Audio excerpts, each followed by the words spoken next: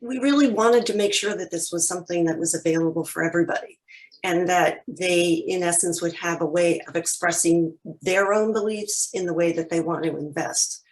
I've been a longtime believer in impact financing.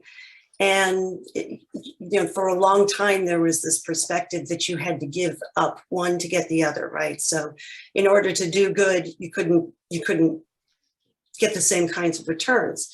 And it's finally been demonstrated that this is not, in fact, true. And so people want to be able to take their money and put it into things that they believe in, because they're going to be living with the consequences of those things. So by having an investment level that is available for people who already would be looking to make investments, we're not looking to try to get people who shouldn't be putting money into an investment because they need it to pay their rent, but people who are already looking to figure out, how am I going to create my future for me? That $1,000 level seemed like an appropriate place so that they could have an entree into what we're doing, and yet have it be something that was workable for them.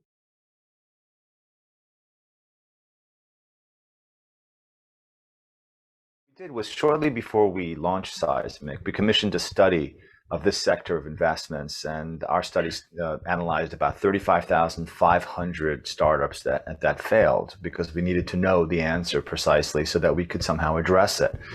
The study found that that among the main reasons why startups fail were two. One was lack of funding and investment, which is no surprise, but the other was also internal organizational challenge. Things like the startups were spending too much time and money running themselves, or were unable to run themselves well, or as well as they needed to be competitive in that very, very competitive environment. So we found that empirical study, that 35,500 companies, we found that to be actually a point of opportunity for us, because what we do at Seismic, as Stephen talked about a little bit earlier, and Eric, is that we've structured Seismic to help our portfolio companies succeed. We provide them, again, as Stephen noted, we provide them with steady, wise, patient funding, and we provide them with a team of advisors and back office services to help the companies achieve their maximum efficiency. That way, with what Stephen discussed, is the back office support, the founders who have those brilliant ideas, who have that drive, who have been identified by Eric, whose finances are being reviewed by Alice, and those people can focus on what they do best, and we can help them. We can take off their plate the things that are just distracting them from their focus. Then again, we go even further, because what we do is we provide the companies with this entire ecosystem of other companies that we're involved with, and we allow them to interact, not only allow, but we encourage them to interact with each other. And that becomes a pool in which they can learn, innovate, and benefit from each other. So we understand the failures, we understand the reasons for failure, but I think we've seized that as an opportunity, and we see that as, in fact, it's the reason we structured Seismic as we did.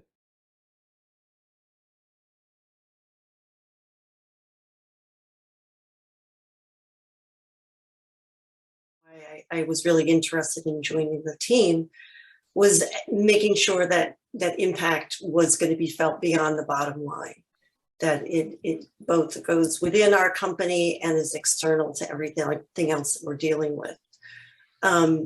We view that the traditional investor class remains less focused on ESG still, and yet these criteria are increasingly important to Main Street investors and consumers.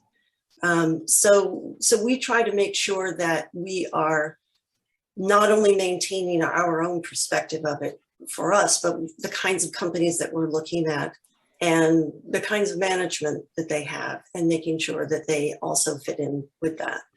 As Eric had mentioned, one of the companies that we are so excited about is developing the first standardized quantitative environmental rating system for corporate and municipal environmental performance. And currently there's no standard for that. And there's no framework for any kind of objective comparison. And so while, we're starting to see people working around the edges at this, it's not on a quantitative basis. It generally is on some kind of ill-defined qualitative basis. And so we think having an objective metric, which can truly be transformative, and for the generations who will be most impacted by our environmental actions today, we think this is a really important tool for them. So, being able to both, as I say, sort of internally and externally live what we're talking is